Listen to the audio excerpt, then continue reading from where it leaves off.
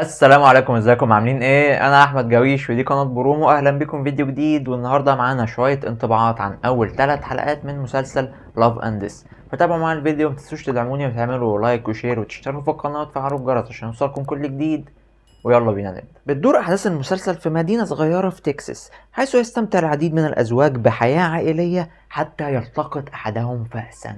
المسلسل بيبدأ بمشهد حماسي بنشوف فيه جريمة قتل، ولكن احنا ما بنعرفش مين القاتل مين المقتول. احنا مش عارفين أي حاجة، لسه بنتفرج بنلاقي إن في جريمة قتل في مشهد لا يتعدى الثواني، وبعد كده بيرجعوا بقى الأول الأحداث وبنشوف إن مشهد جريمة القتل اللي كان في الأول ده هو حاجة في المستقبل، احنا لسه ما نعرفش عنها أي حاجة. لكن على قد ما المشهد ده كان حماسي الا انه فكرني بمسلسل نزل السنه اللي فاتت كان اسمه طوكيو فايس.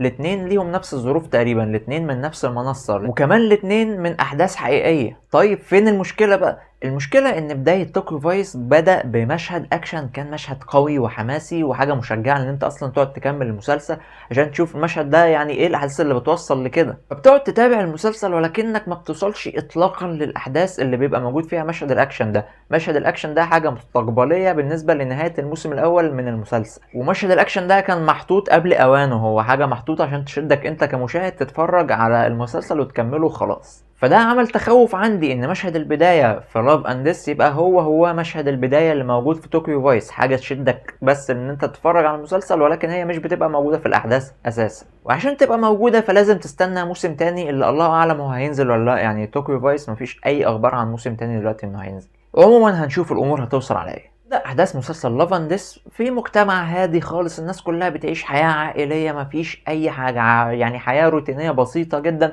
الى ان بتحصل علاقه بين اتنين من المجتمع ده بتبتدي تغير مجرى الاحداث. العالم اللي بتدور في احداث المسلسل مش محتاج لاي تقديم، هو عباره عن العالم اللي احنا عايشين فيه ولكن في زمن غير الزمن، هو في اخر السبعينيات فقط لا غير، ولكن هو العالم، وعالم روتيني خالص، فمش محتاج ان انت تقدم لي اي حاجه في العالم ده. لكن اللي كان محتاج يتقدم بشكل افضل هو علاقه الشخصيات اللي موجوده في المسلسل، علاقات معظمها متوترة وفي مشاكل بينهم بتؤدي لحدوث حاجات، فكانت محتاجة لبعض التقديم، بعض التوتر اللي بينهم يزيد، بحيث ان انت لما تيجي تعمل الحدث الرئيسي بتاعك في المسلسل يعني تبقى بنيله صح، ما يبقى متمهد له، والحاجات والاحداث اللي حصلت وعلاقات الشخصيات ممهده يحصل حاجه زي دي. لان العلاقه الرئيسيه بتاعتنا اتبنت بشكل غريب جدا، يمكن من اغرب الحاجات اللي انا شفتها. العلاقه الرئيسيه اللي اتبنت دي كانت محتاجة لبعض الأسباب المقنعة، رغم إن مفيش أي سبب في الدنيا يخلي حاجة زي دي تحصل أساسا، ولكن كانت محتاجة لبعض البناء، حتى يعني اللي هو ابني سبب مقنع للشخصيات بحيث إن لما يعملوا كده يعني يبقى فيه مبرر، رغم إن طبعا هو مفيش مبرر، ولكن يعني يبقى فيه أي حاجة لو أدت لكده. إنما الروتين والحياة العادية وكل ده والحاجة البسيطة اللي حصلت خالص تأدي لده، فلا، ده حاجة كانت غير مقنعة إطلاقا.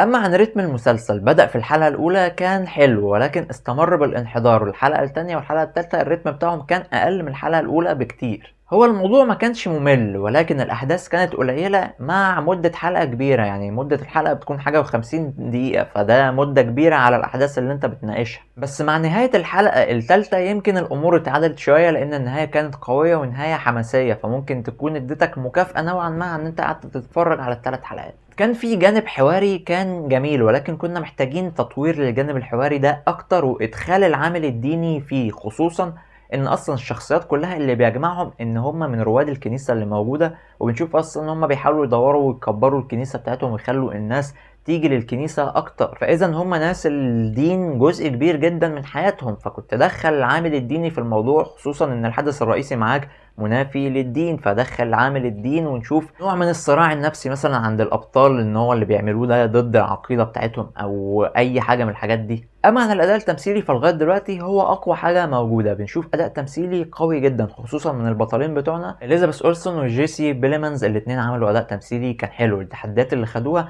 قدروا يعملوها بشكل كويس جدا، خصوصا اليزابيث اولسون اللي عملت دور كان حلو، جيسي بيليمنز برضو عمل دور كان كويس قوي، كمان باقي الناس اللي ظهرت عملوا ادوار تمثيليه كويسه، كل اللي خد مساحه قدر ان هو يترجمها باداء تمثيلي كان كويس. فلو المسلسل على مستوى القصه قدر ان هو يطور من نفسه اكتر من كده، الناس دي هتعرف تشيله تمثيليا وهيعرفوا يعملوا مسلسل قوي. اما عن الاخراج فالتصوير كان كويس، الزوايا بتاعت التصوير كانت حلوه، وكانت في مشاهد يعني الاخراج بيتحكم فيها بالتصوير اللي هو بيقول لك حاجات من غير ما في اي حد يتكلم اساسا. ولكن في عيب في الاخراج كان موجود بالنسبه لي، هو ان انا ما حسيتش ان احنا في فتره السبعينات دي اطلاقا. هم المفروض ان هم بيبداوا الاحداث في سنه 78، المكان اللي هم عايشين فيه والملابس بتاعتهم، البيوت، الحاجات دي كلها ما حسيتش اطلاقا ان احنا في فتره السبعينيات. لا، انا حسيت ان احنا يعني يمكن زي دلوقتي عادي، الناس قصات شعرهم، لبسهم، كل حاجة الوقت تنفع دلوقتي عادي. فكان محتاج شغل على الفترة الزمنية اكتر من كده شوية. وبس كده يا المشاهدين، دي كانت شوية انطباعات سريعة عن اول 3 حلقات. طبعا اول 3 حلقات لسه بدري الحكم، يمكن المسلسل يطور اصلا من نفسه ويعمل جانب قصصي يكون مغطي على ال3 حلقات دول، ودي بداية مش اكتر. ولكن اللي احنا شفناه من جانب لاف اند ديس هو جانب اللوف، الجانب الحب، جانب الدس الموت لسه احنا ما شفناهوش. فقولوا لي ايه رايكم في ال3 حلقات دول؟ هل متحمسين للمسلسل وهتكملوه؟ ال3 حلقات دول كانوا قويين ولا في حاجات ضايقتكم في ال3 حلقات دول؟ ما تنسوش طبعا تدعموني وتعملوا لايك للفيديو وشير مع اصحابكم، وتاكدوا ان انتم مشتركين في القناه وفعلين الجرس عشان كل جديد يوصل لكم. واشوفكم تاني في فيديوهات جايه كتير ان شاء الله. السلام عليكم.